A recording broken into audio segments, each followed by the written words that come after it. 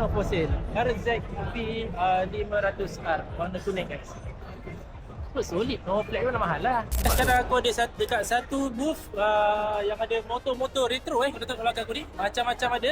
Okay, jom aku tunjuk korang motor-motor yang ada dekat sini. Ni antaranya lah. Korang boleh tengok memang sangat baik. Okay, ni apa sudah jual ni. Okay, ni FZR harga dia RM35,000. Okay, kat sana ada Cagiva Mito. Awal guys, awal. Kuning. Okay, ni pun dia jual ni. Tengok harga dia berapa? RM25,000. 7 speed. Okay.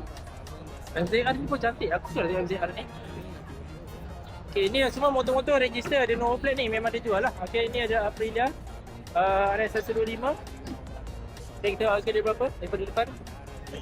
Nombor plate dia kecil je. Okay, RM35,000. Ini pun lawan ni. DZR125. Okay, kita tengok harga dia. Sini RM35,000. Lawan mak ni. Cumanya motor-motor retro macam ni penat sikit lah nak jaga. Orang kena ada komuniti lah untuk jaga motor-motor ni, jadi spare part semua kan.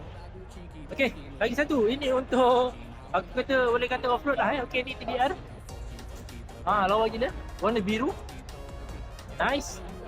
Dan yang paling lawa sekali ni dah. Ini dia not for sale. Okay, not for sale. RZB 500R warna kuning guys. Oh, solid. No flat pun mahal lah. Nampak tu. Okay, dia tu siap-siap lah ke depan ni not for sale. Nampak tu. Kalau tak dia tulis ni not for sale tapi harga dia RM230,000 nego guys. Nego guys. Okay, ni showroom dia punya showroom. Dataran kuning. Kontak number lah nanti. Right, selamat tengok. Inilah motor-motor dia.